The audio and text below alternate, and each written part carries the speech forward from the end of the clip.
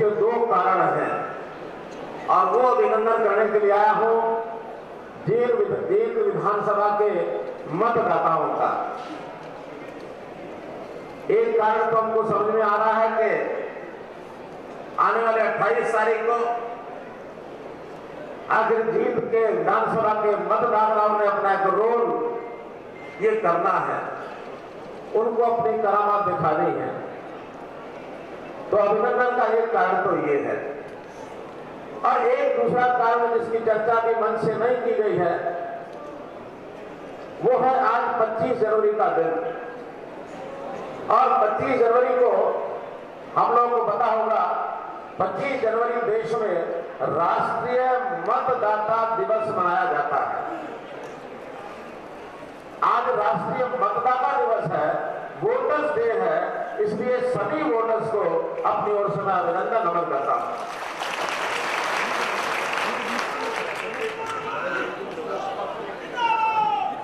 भाइयों बहनों, ये चुनाव जींद का उपचुनाव, सब वक्ताओं ने भूमिका सब बताई कि हमारे यहाँ के विधायक डॉक्टर हरिजन मिड्डा जी की अकस्मात निधन होने से ये सीट खाली हुई और उसके बाद सभी पार्टियां इस चुनावी मैदान में उतरी है। उतरना भी चाहिए, अगर लोकतंत्र है, सभी चुनावी पार्टियां मैदान में उतरती है, अपनी अपनी बात कहती हैं। और ऐसे समय पर हम सब मतदाता पूरी वस्तु स्थिति का मूल्यांकन करते हैं, पूरे सिनेरियो को हम जांचते हैं कि आखिर कौन पार्टियां क्या बोल रही है और किसका क्या रोल रहा है।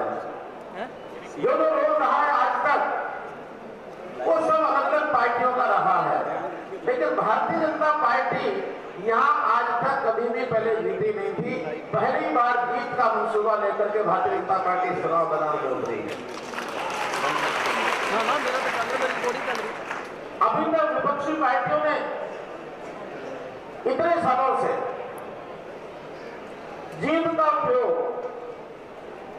जैसा बताया रैलियों के लिए तो किया कि यहाँ की जनता जो है सफल अच्छी बढ़िया रैली करके हमको दिखाएगी और उस रैली की सीढ़ी पर चढ़ करके हम आगे कर जाएंगे और ये काम लगातार करते रहे।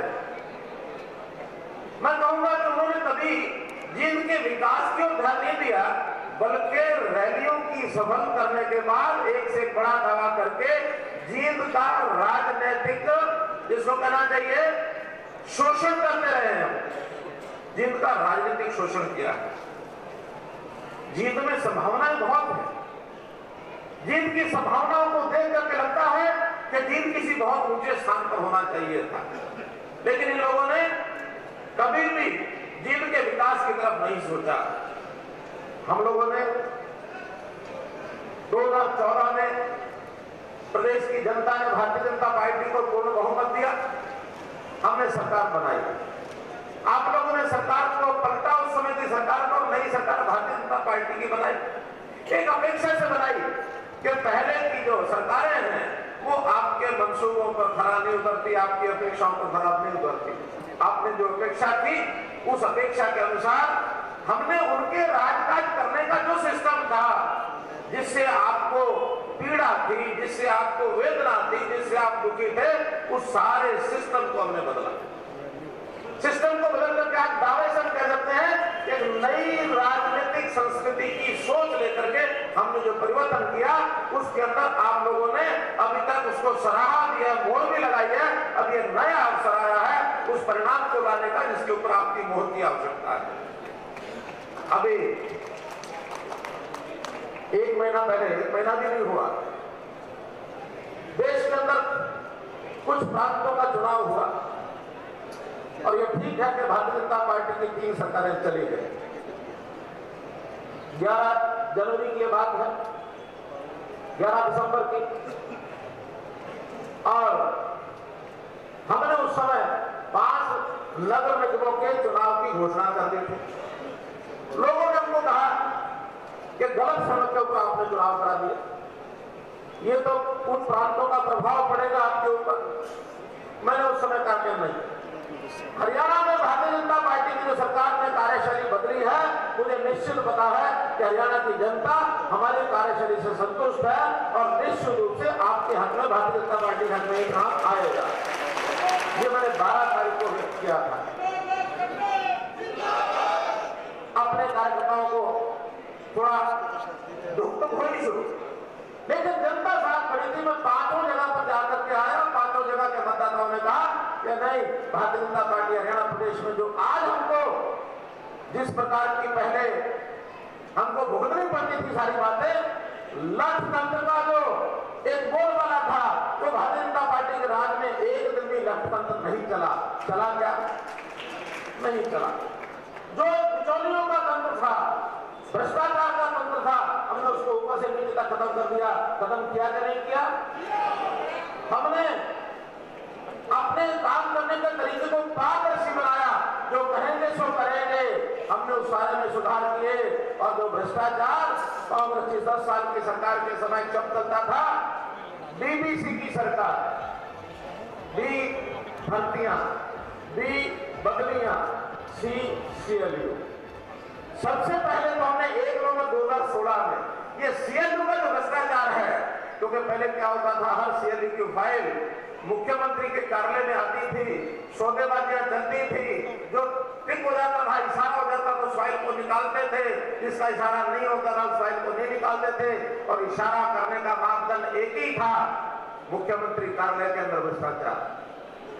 जब हमने उसका अध्ययन किया तो यह पता लगा कि 1990 में जो कानून बना था, उसमें ये जो लाइसेंस देने की पावर ये मुख्यमंत्री के पास नहीं थी, एक डायरेक्टर के पास होती थी। 90 के अंदर ये पावर मुख्यमंत्री कार्यालय में बुला ली गई।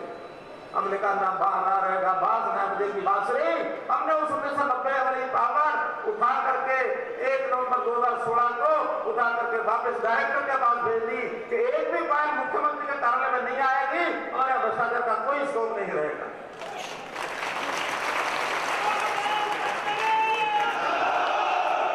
बड़े बड़े लेख लिखे गए। कांग्रेस के कुछ मित्रों ने हमारे एक मंत्री से पूछा, कहीं मजाक में जब इकट्ठे होते तो बातचीत गपशप होती है, तो कहते ये मुख्यमंत्री ने क्या किया, उनका क्यों क्या गलत है कि ये सब कर दिया, आप लोग अगला चुनाव कैसे लड़ोगे? सीधा सीधा समझ में आता है कि चुनाव में गोलमाल करते हैं, इस कारण से लाइसेंस और सीएलयू ये जब देते हैं उसमें ये गोलमाल करते हैं। हमने कहा हमारे साथ जनता खड़ी है, चुनाव को जनता लड़वा देगी। हमारा जो किसी प्रकार का कैंडिडेट होगा, एक साधारण कैंडिडेट, एक सामान्य कैंडिडेट जिसके पास धन का बहुत बड़ा भार नहीं है, हमारे डॉक्टर किशन मिड्डा, इनके लिए चुनाव की जनता लड़ा देगी, हमको जनता नहीं है। और मैं समझता हूं जनता साथ खड़ी है, हमको कोई ना कोई आज के बाई इलेक्शन की चिंता है, ना कारपोरेशन में चिंता आई और ना अगला विधानसभा लोकसभा का चुनाव होगा। जनता साथ खड़ी है तो हमको चुनाव लड़ाएगी, हमको नहीं चाहिए। इसी प्रकार एक दी थी बदलियां, इन बदलियों में आपने देखा कि मुख्यमंत्री कार्यालय के चक्कर काटते हैं, मंत्रियों के कार्यालय के चक्कर काटते हैं, विधायकों के, सांसदों के, केंद्र मंत्री के, और जो बाकी हमारे स्टाफ के लोग हैं उनके भी, अधिकारियों के भी बदली कराने के लिए चंडीगढ़ पहुंचते हैं, जेब में पैसे डाल के ले जाते हैं, 7-7 दिन वहां पड़े रहते हैं। मेरी बदली सिरसा से अंबाला करा दो, अंबाला से पलवल करा दो, पलवल से जींद करा दो, जींद से गुड़गांव करा दो। यहां तक तो समझ में आता है दूर घर है, बदली चाहिए। कुछ लोग ऐसे भी थे कि गुड़गांव में ये अर्बन एस्टेट का ऑफिस नंबर 1 है, इसकी बजाय गुड़गांव में अर्बन एस्टेट नंबर 2 में करा दो। और इसके लिए भी 60 गांठ करते थे। क्यों? जो अर्बन एस्टेट नंबर 2 है उसकी सीट गर्म सीट है, एक है वो ठंडी सीट है, ठंडी सीट से गर्म सीट पहुंचा दो और कुछ ना कुछ ले दो। ये धंधे चलते थे। और कुछ लोग मेहनत करके ट्रांसफर करा के ले आते थे, घर पहुंचते थे, पीछे से फोन आ जाता था, आपने जो ट्रांसफर कराया था वो कैंसिल हो गया। अब ये गोलमाल जो चलता था, इसको खत्म करने के लिए मैंने एक पॉलिसी बनाएंगे, ट्रांसफर पॉलिसी बनाएंगे, सबसे पूछेंगे वो लोग कहां जाना चाहते हो, सीनियोरिटी के ऊपर जो जहां जाना चाहता है उसको वहां भेजेंगे। आज हमारे 80,000 अध्यापक, उसमें 93% अध्यापक ऐसे हैं जो इस ट्रांसफर पॉलिसी प्रकार से जहां उन्होंने चाहा पहले दूसरे तीसरे चॉइस के साथ पर वो पहुंच गए। कोई अध्यापक आपके पास कोई ट्रांसफर की पर्ची लेके आता है? क्यों? कोई अध्यापक ट्रांसफर की पर्ची लेके आता है? नहीं आता है। एक सफल प्रयोग के बाद 8 प्रांतों ने हमारी ट्रांसफर पॉलिसी लागू की है। यहां तक कि कांग्रेस की सरकार पंजाब, उन्होंने पिछले महीने ये ट्रांसफर की पॉलिसी हमारी ले ली। उनको लगता है जनता को सुविधा, जनता की सुविधा के लिए अब रहती है भर्तियों में क्या क्या गोलमाल नहीं चलता। पहले 1.5 साल 2 साल तो हमको समझने लग गया, समझने में लगा कि ये खेल क्या है। खेल को आकर समझना होता तो टाइम लगता है। जब ये खेल सारा समझ में आया, उसमें ये था कि कहीं ना कहीं इसमें भी दाम चलते हैं। ये जो चमड़ा दाम चलता है, इस चमड़े दाम में भी लाखों के गोलमाल होते हैं।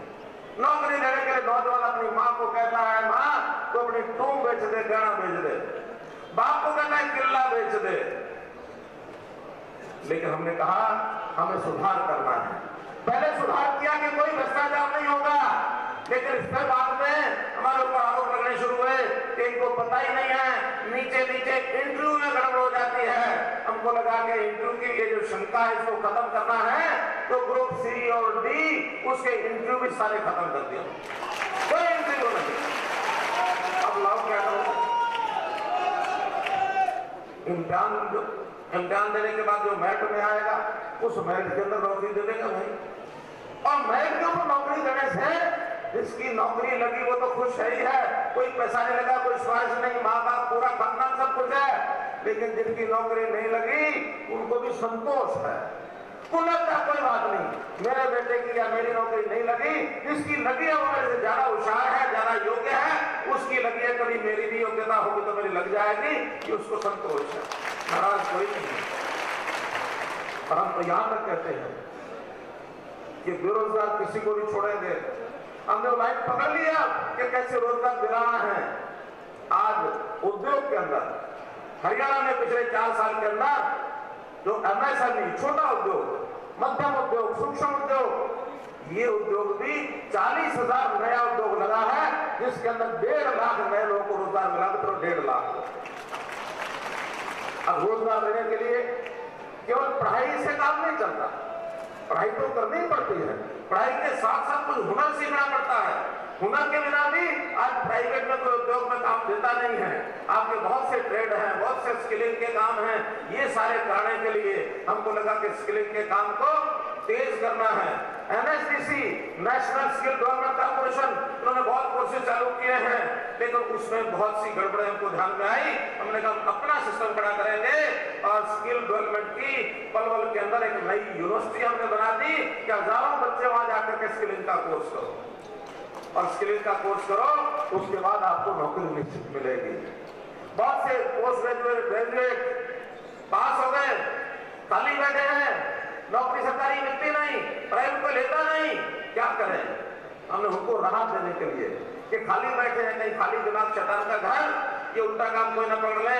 हमने कहा कोई बात नहीं, आप आइए, 100 घंटे का काम आपसे लेंगे। सक्षम योजना शुरू की, सक्षम युवा योजना, और 100 घंटे के काम के बदले में 7,500 9,000 रुपया स्टाइपेंड मिलाकर के उनको पैसा देना शुरू किया, उनको भी देना शुरू किया। 62,000 नौजवान आज वो इस काम में लगे हैं। उसमें से नौकरी लगते रहते हैं, बाहर जाते रहते हैं, प्राइवेट नौकरी लगती तब भी जाते हैं, नए जब आएंगे एग्जाम के बाद तो उसमें जुड़ जाएंगे। तो अगर ये 50,000 से 1 लाख तक ये नौजवान भी खाली ना बैठे, कोई ना कोई जेब में पैसा इनके जाएगा तो इंटरव्यू की तैयारी करेंगे, ट्रेनिंग लेंगे, माँ बाप पर बोझ नहीं बनेंगे। ये भी हमने किया।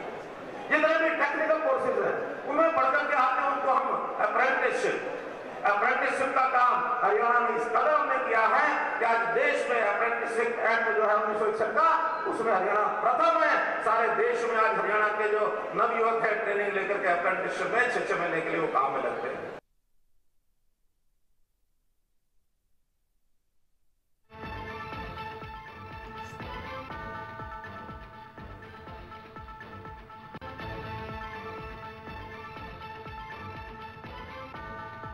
को दिखा रहे हैं हम भ्रष्टाचार और बिचौलियों के तंत्र को हमने ख़त्म कर दिया।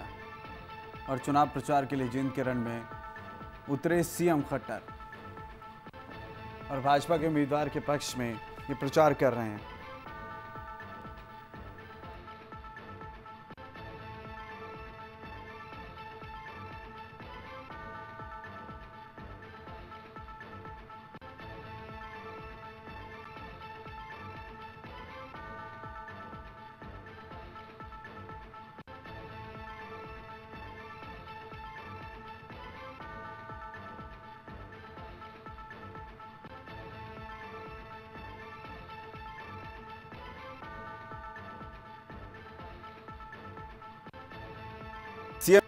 रहे हैं और विरोधियों ने रैलियों के लिए किया जींद का उपयोग। सीएम ये बात कहते नजर आए जिसे लोगों को तकलीफ थी। अभी एक महीना पहले कुछ प्रांतों का चुनाव हुआ जिसमें भाजपा की 3 प्रांतों से सरकार चली गई, जिसके बाद मुझे कहा गया कि आप गलत समय पर निगम चुनाव करवा रहे हो।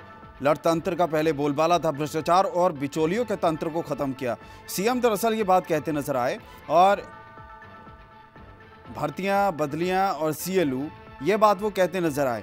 ये लोग चुनावों में गोलमोल करते हैं, सीएलयू में गोलमोल करते हैं। हमारे साथ जनता खड़ी है। अध्यापक ट्रांसफर को लेकर पिछले महीने पंजाब ने हमारी पॉलिसी को अडॉप्ट किया। ये बात दरअसल सीएम मनोहर लाल कहते नजर आए।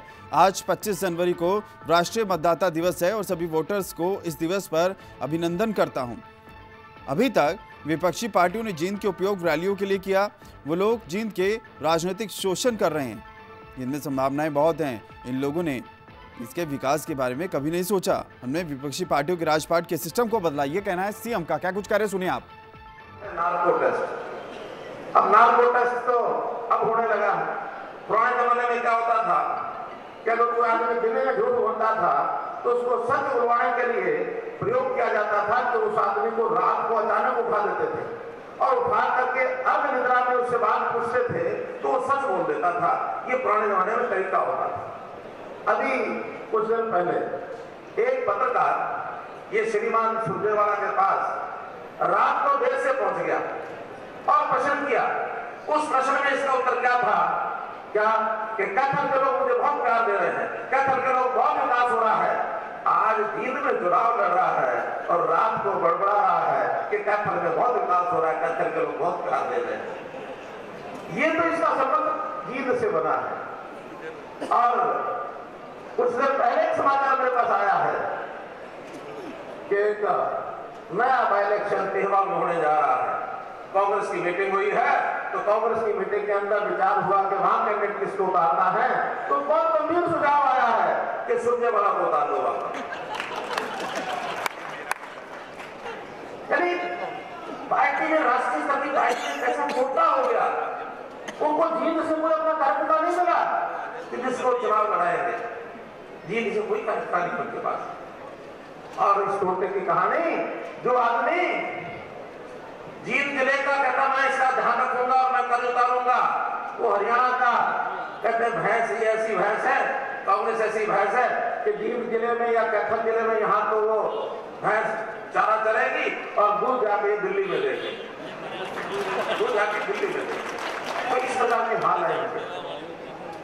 और एक वोट पार्टी दादा पोता, अब तो दादा दादी पोता, केवल दादा पोता नहीं, दादा दादी पोता है। किस प्रकार का माहौल बन गया है।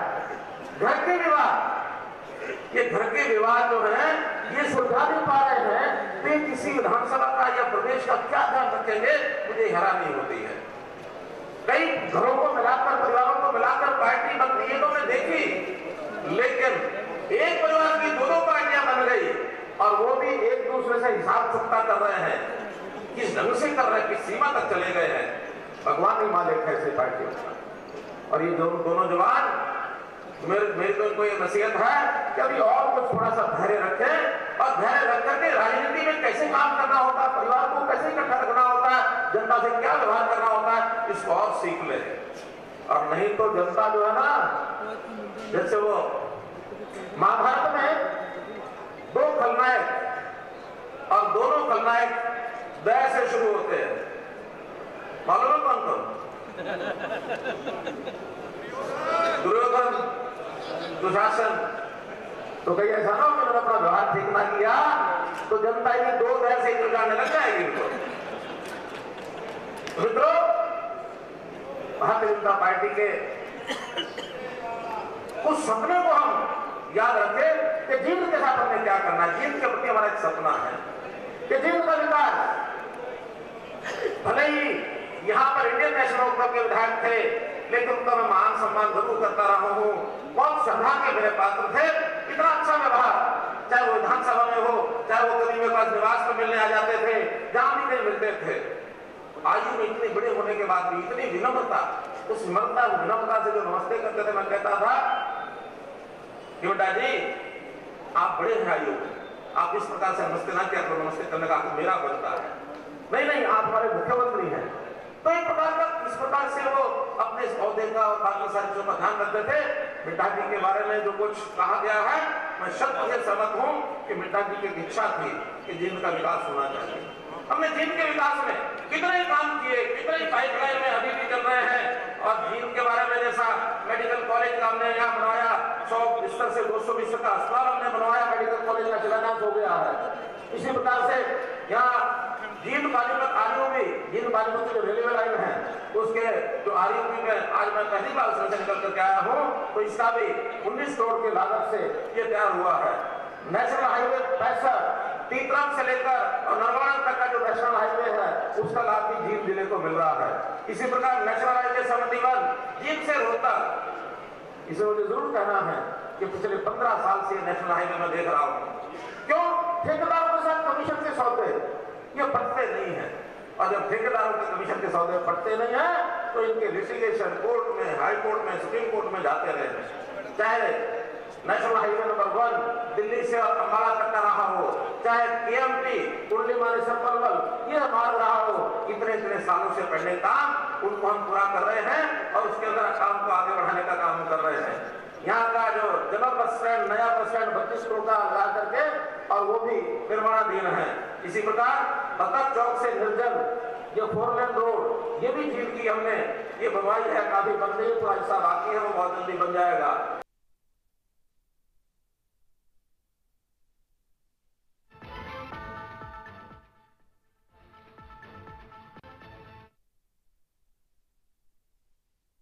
सीएम साहब हैं और सीएम मनोहर लाल विरोधियों पर निशाना साधते नजर आ रहे हैं और कई और मसलों पर भी वो बोले। 72 विधानसभा सीटिंग्स में लगा पाए 7 हाजिरी और पिछली सरकार में 10 साल तक मंत्री रहे सीएम ये बात कहते नजर आए और वो बताए तब क्यों नहीं जींद का कर्ज उतारा आपने, यानी कि सरकार आपकी निशाना अपने विरोधियों पर साधा और तमाम मसलों पर सीएम ये बात कहते नजर आए।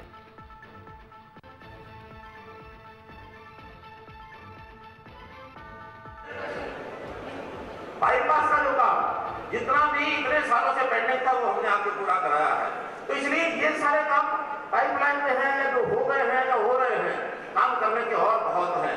लेकिन आज आपको पता है कि चुनावी रियल में कामों का हम सपना तो देखते हैं, लेकिन काम जो चुनाव के बाद ये जो 8-9 महीने का समय है, इस 8-9 महीने में आप जब यहाँ भारतीय जनता पार्टी के कैंडिडेट श्री कृष्ण मिट्टा जी को।